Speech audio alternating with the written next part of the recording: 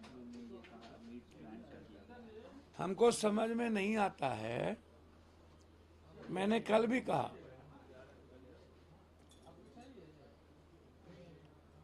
कि आपरूप भोजन पररूप श्रृंगार।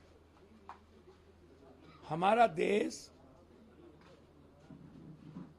हर लोगों के जीने रहने खाने की आजादी देता है, बोलने का, पूजा करने का, इबादत करने का आजादी देता है। और हमारा देश संविधान से चलता है, मुख्य कानून से नहीं। जब मन में आया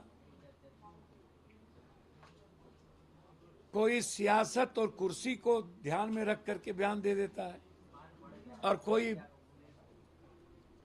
हिंदू सम्राट, कोई सिख सम्राट, कोई इस्लामिक सम्राट, कोई सम्राट बनने के लिए बयान दे देता है। ये बिल्कुल ही गलत है। सिख हर दिन दारू और मटन खाते हैं।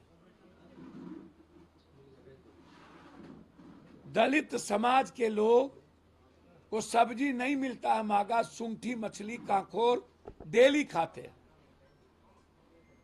उनके लिए मंगल बुध शुक्र नहीं है, कभी भी बाल बना लेते। कोई भी कपड़ा किसी दिन दलित, ईबीसी, ओबीसी के गरीब लोग पहन लेते।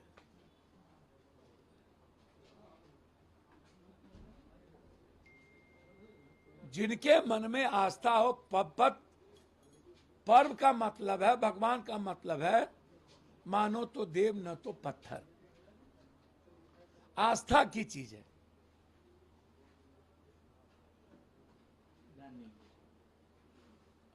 अब 9 दिन भूखे रहो और 10वां दिन डकरो डकरो डकरो डकरो, काटो काटो काटो। हर दिन लोग अपने तरह से जिए।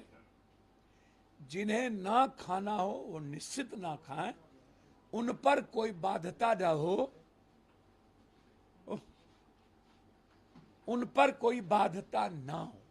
बाबू जी, गठबंधन को लेकर बड़ा सवाल उठ रहा है। चुनाव है, आगामी बिहार विधानसभा चुनाव है, कांग्रेस नेतृत्व नहीं, को लेकर सवाल। क्षमा चाहता हूं, मैं प्रवक्ता नहीं हूं, एक वर्कर हूं। कांग्रेस पर बयान देने के लिए इंटाइटल प्रभारी हैं, अध्यक्ष हैं, उनसे पूछिए। एक वर्कर हूं, वर्कर का काम है मजदूरी करना, मेहनत करना। राजा तय करता है, रंग उसको फॉलो करता है। धन्यवाद। वक्त को लेके ओवैसी साहब ने कहा है कि नीतीश कुमार, चिराग पासवान और चंद्रबाबू नायडू को कभी हम माफ नहीं करेंगे। हमने तो कहा, चंद्रबाबू नायडू तो साथ आ ही रहे, उन्होंने तो कहा है। इसमें माफ करना नहीं करना वो बिल्कुल फालतू बात है। मैं समझता हूं सियासत इतनी दोगलई हो चुकी है, गिरगिट से भी ज्यादा रंग बदलता है। अब दोगलई नहीं, तेगलई हो गई है सियासत।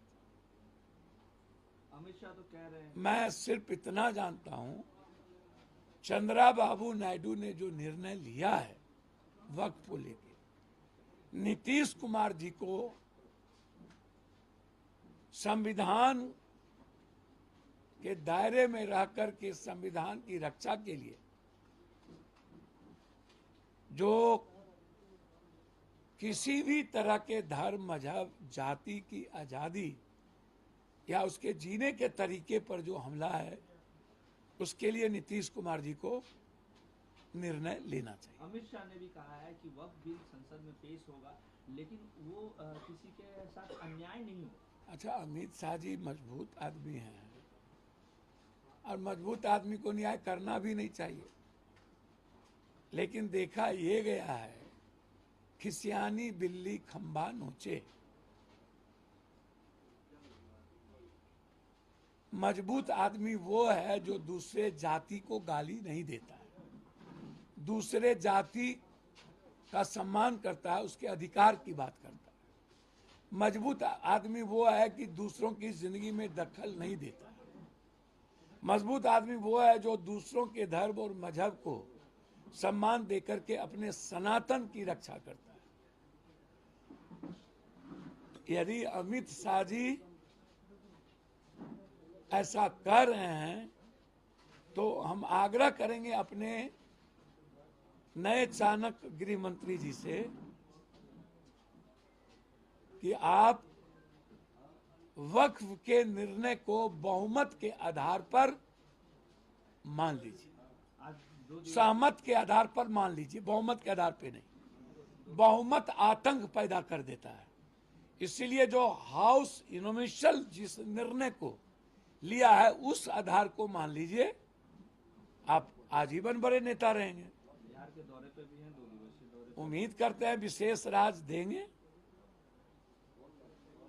उन्हें कोई लंबी लकीर खींचने की जरूरत नहीं है। और हम अमित शाह जी से उम्मीद करते हैं कि जो मंत्री उनके दल में नफरत की राजनीति करते हैं उनसे परहेज कीजिए।